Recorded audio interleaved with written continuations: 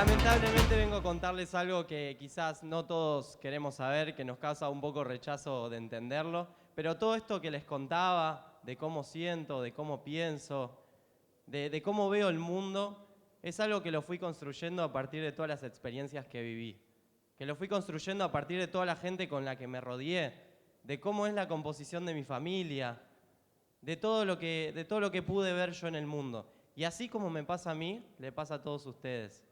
Y así como le pasa a todos ustedes y me pasa a mí, le pasa a todas las personas del mundo. Nosotros vemos, nosotros sentimos, nosotros pensamos a partir de todo lo que fuimos incorporando a lo largo de nuestra historia. Algunos sociólogos llaman a todo eso, a cómo nosotros entendemos el mundo, fundamentos. Nosotros entendemos las cosas a partir de fundamentos. Y no está mal que tengamos fundamentos. De hecho, si no los tendríamos, estaríamos corriendo todos para todos lados diciendo que todo es relativo, de que nada existe y dudando de todo lo que se nos presenta. Pero a veces esos fundamentos son los que se nos aparece como monstruos que nos encierran, que no nos permiten ver un poco más allá de todo eso.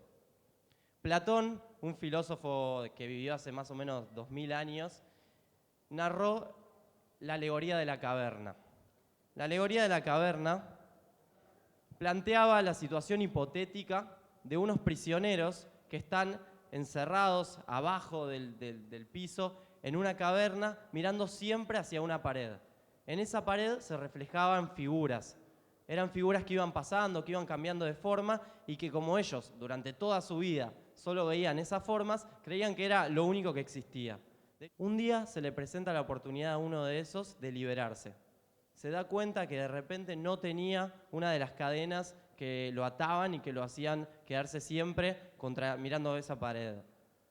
Y al principio dudaba un poco de qué hacer porque era un poco extraño, como siempre había estado atado a esa cadena, intentar salir era algo que quizás no era la mejor opción. Pero en un momento se animó y decidió salir de la caverna. Cuando salió, se dio cuenta de que había un montón de cosas que nunca había visto. Lo primero que hizo es toparse con el sol. Y con el sol, como nunca había visto el sol, se quedaba medio ciego, no podía ver lo que había allá afuera. De a poco fue pudiendo ver y se dio cuenta de que todo eso que estaba viendo siempre era una parte muy parcial de las cosas. Que en realidad, como vemos ahí en la imagen, era solo el reflejo de lo que llevaban otros prisioneros que estaban por atrás de la caverna. Y que lo que se reflejaba ahí no eran dioses, sino que simplemente eran sombras. Lo primero que pensó es decir, bueno, le voy a contar a mis compañeros todo lo que viví. Así que decide bajar de vuelta a la caverna y contarle todo a sus compañeros. Por supuesto que lo tomaron de loco, de que eso era falso, de que no tenía razón. Bueno, yo creo que quizás nosotros estamos encerrados en algunas cavernas como esa. ¿No se pusieron a pensar alguna vez si no vemos solo una parte muy chiquita de todo lo que podríamos estar viendo? Y que podríamos salir pero no nos estamos animando. ¿Nunca se pusieron a pensar eso?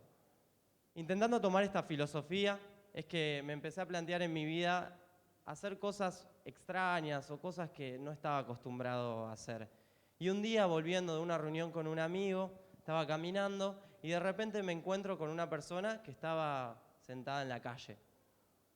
Como uno lo tiene un poco naturalizado, pasé de largo y seguí caminando. Y después me miré con mi amigo en la esquina, nos frenamos y dijimos, pero ¿por qué no nos retrocedemos y nos ponemos a hablar con él? Si no tenemos nada que hacer. Volvimos, nos sentamos al lado de esa persona y nos pusimos a charlar. Y descubrimos cosas impresionantes. Este señor se llamaba Daniel Osmar Domínguez, quizás alguno de acá lo conozca, pero Daniel era un boxeador muy famoso, que luchó a nivel internacional representando a la Argentina. Se ve que tuvo un problema con su representante y quedó en situación de calle. Tengo un amigo, yo lo considero un amigo, que se llama Daniel, que vive por Canin y Corrientes, siempre está dando vueltas por ahí, y cada vez que me lo cruzo me pregunta cómo me va en la facultad, nos quedamos charlando sobre algún libro. Un día me pidió que le regale un libro que todavía se lo debo, pero ya se lo voy a llevar. Y así me crucé con muchísimas historias. Y todo esto por intentar desnaturalizar un poco algunas cuestiones que nos vienen tan dadas. de dejar de pensar que son seres invisibles que están ahí tirados y darnos cuenta que hay personas que tienen historias y que tienen vida. Y así como tomé esta filosofía para este caso, es que intento a veces cuestionarme un poco más las cosas que a veces nos vienen tan dadas. Algo que me toca a mí bastante en lo personal es el conflicto árabe-israelí.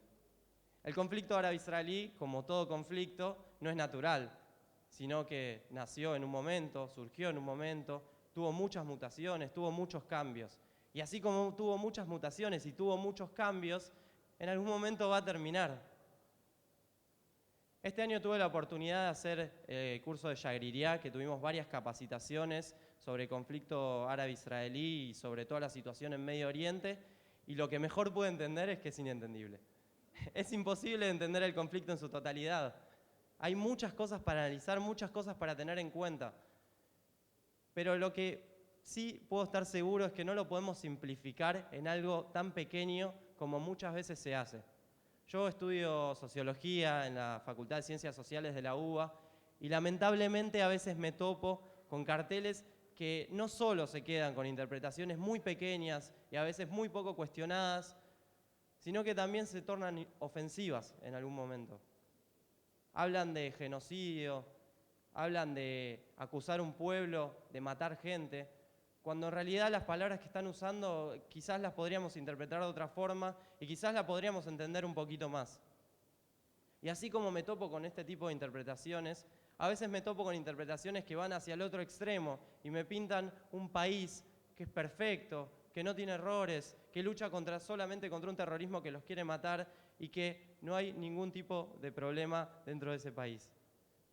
Y las cosas no son así. No existen los extremos.